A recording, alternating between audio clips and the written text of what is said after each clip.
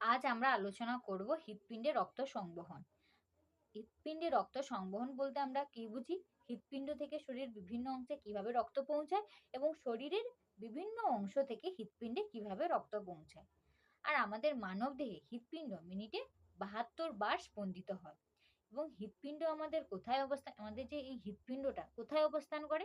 হৃৎপিণ্ড অবস্থান করে আমাদের যে বক্ষ গহ্বর আছে, বক্ষ গহ্বরের মেডিয়াস্টিনাম স্থানে, ফুসফুস দুটোর মাঝখানে বাঁ দিক ঘেঁষে তির্যকভাবে অবস্থান করে হচ্ছে আমাদের হৃৎপিণ্ড। আমাদের যে হৃৎপিণ্ডটা আছে, এই হৃৎপিণ্ডের ওপরের দিকে যে অঙ্গগুলো আছে, সেখান থেকে এই ডিঅক্সিজেনেটেড ব্লাড বা CO2 যুক্ত ব্লাড এসে পৌঁছায় ডান অলিন্দি। আর আমাদের যে নিচের দিকের যে অঙ্গগুলো আছে, সেখান যে এটা হচ্ছে ঊর্ধ্বমুখী মহাশিরার মাধ্যমে ডান অলিন্দে পৌঁছায় এবং নিম্নমুখী মহাশিরা বা ইনফেরিয়র ভেনা কেভার মাধ্যমে ডান অলিন্দে এসে পৌঁছায়।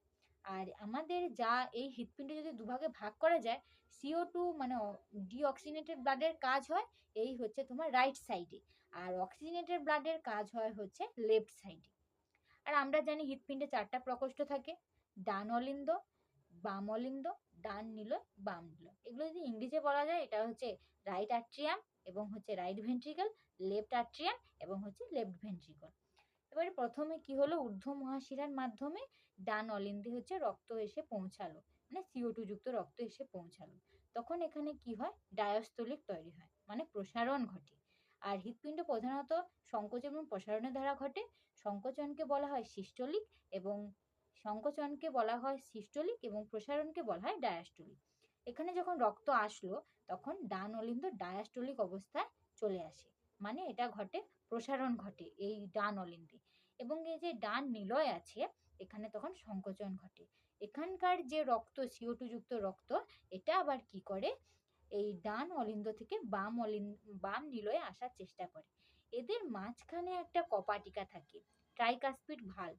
এই ভাল্বটার উপরে চাপ সৃষ্টি হয়, যখন এখান থেকে যখন আসবে রক্তটা যখন এইখানে এই প্রকোষ্ঠে আসবে, তখন এখানে একটা চাপ, প্রচন্ড চাপের সৃষ্টি হয়। এই চাপের ফলে কি হয়, এই ভাল্বটা খুলে যায়। খুলে যাওয়ার কারণে ডান অলিন্দ থেকে ডান নিলয়ে সেই দূষিত মানে তোমার ওই CO2 যুক্ত রক্ত চলে আসে। এবং এখানে কি হয়ে যায়, এখান তখন সংকুচিত হয়ে যায় এবং এখানটা কি হয়, তখন প্রসারণ হয়ে যায়, তখন নিলয়ের এখানে প্রসারণ ঘটে। হলো, এরপর কি হয়, এই যে ডান নিলয়ে যে ডায়াস্টোলিক তৈরি হলো, এটা আবার কি করে, পালমোনারি আর্টারির মাধ্যমে এখানে যাওয়ার চেষ্টা করে। এখানে আবার একটা ভাল্ব থাকে, এই ভাল্বটাকে কি বলা হয়, সেমিলুনার ভাল্ব বলা হয়। এই ভাল্বটাকে বলা হয় সেমিলুনার ভাল্ব। সেমিলুনার ভাল্বকে বলা হয় আর্টারিয়াল ভাল্ব এবং পালমোনারি ভাল্বকে একত্রে বলা হয় সেমিলুনার ভাল্ব।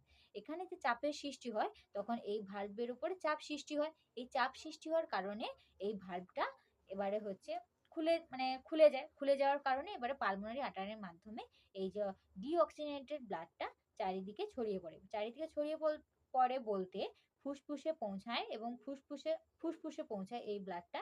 ফুসফুসে পৌঁছানোর পরে এই কার্বন ডাই অক্সাইড যুক্ত রক্ত আমাদের শ্বসন ক্রিয়ার মাধ্যমে কার্বন ডাই অক্সাইড ছেড়ে দেয় এবং অক্সিজেনটাকে গ্রহণ করে নেয় এবং রক্তকে পরিশোধন করে। এই অক্সিজেন সমৃদ্ধ রক্ত এবার কি করে, ফুসফুস থেকে পালমোনারি যে এই ভেন আছে, মানে পালমোনারি শিরা, এই পালমোনারি শিরার মাধ্যমে কি হয়, আমাদের হচ্ছে বাম অলিন্দে পৌঁছায়। এবারে বাম অলিন্দ কি হয়, ফুসফুস এখানে হচ্ছে কি হয়েছে, অক্সিজেন যুক্ত রক্ত মানে পৌঁছায় এবং এখানটায় কি হয়, এখানে তখন ডায়াস্টোলিক তৈরি হয়, মানে এখানে প্রসারণ ঘটে। এবারে হচ্ছে বাম অলিন্দ থেকে রক্ত পরিপূর্ণ হওয়ার পর বাইকাসপিড, এখানে আবার একটা ভালভ থাকে বাইকাসপিড ভালভ, এই ভালভের ওপরে চাপ সৃষ্টি করে। এবার কি হয়, এই ভালভটা তখন খুলতে বাধ্য। সেই ভালভটা খুলে এখানকার যত অক্সিজেন যুক্ত রক্ত, এটা কি হয়, এখানে চলে আসে, মানে বাম নিলয়ে চলে আসে। এবারে বাম নিলয়ে কি হয়ে যায়, তখন এখানে এটা কি হয়ে যায়, সিস্টোলিক হয়ে যায় এবং এটা যখন পরিপূর্ণ হচ্ছে, এটা তখন প্রসারণ হয়ে যায়। এই যে প্রসারণ হয়, এই যে রক্তধারা যে পরিপূর্ণ হলো, বাম নিলয়ের সংকোচন হলো, এবারে বাম নিলয় যখন সংকুচিত হবে, তখন এইখানকার যে ভাল্বটা আছে, মানে তোমার সেমিনুলার ভাল্ব, সেমিলুনার ভালভ। এই সেমিলুনার ভালভ এবারে কি উপরে চাপ সৃষ্টি হয়, সেমিলুনার কপাটিকা এবারে খুলে যায়। এবার খুলে যাওয়ার কারণে এখানে কি হয়, মানে অক্সিজেন সমৃদ্ধ রক্ত মহাধমনীতে প্রবেশ করে। এবার এখান থেকে কি হয়, এটা হচ্ছে এই মহাধমনীতে প্রবেশ করে, এই মহাধমনীতে প্রবেশ করে। এই মহাধমনীতে অক্সিজেন সমৃদ্ধ রক্ত পরবর্তীতে দেহের বিভিন্ন অংশে, এখান থেকে যাওয়া রক্ত, অক্সিজেন সমৃদ্ধ রক্ত এবার আমাদের গোটা শরীরে বিভিন্ন অঙ্গে ছড়িয়ে পড়ে এবং দেহের বিভিন্ন গুরুত্বপূর্ণ অংশে ছড়িয়ে পড়ে এবং রক্ত সরবরাহ করে। এই রক্ত দেহের বিভিন্ন অঙ্গ থেকে বিভিন্ন টিস্যু এবং বিভিন্ন কোষে পৌঁছায় এবং রক্তের দ্বারা বাহিত হয়ে অক্সিজেন দেহের বিভিন্ন অংশে গিয়ে যাবতীয় জৈবিক কাজ, জৈবিক বিক্রিয়া এইসব ঘটায়। আরো একটা মানে মেন টপিক হচ্ছে যে পালমোনারি আর্টারি আছে। এই পালমোনারি আর্টারি বা এই পালমোনারি ধমনী, এটা কিন্তু CO2 যুক্ত রক্ত পরিবহন করে। এটা কিন্তু ব্যতিক্রম ধর্মী। সাধারণত আমরা ধমনী বলতে কি জানি? ধমনী বলতে আমরা জানি যে হৃৎপিণ্ড থেকে উৎপন্ন হয় কিন্তু অন্য কোথাও গিয়ে শেষ হয়। একেই জন্য আমরা ধমনী বলি।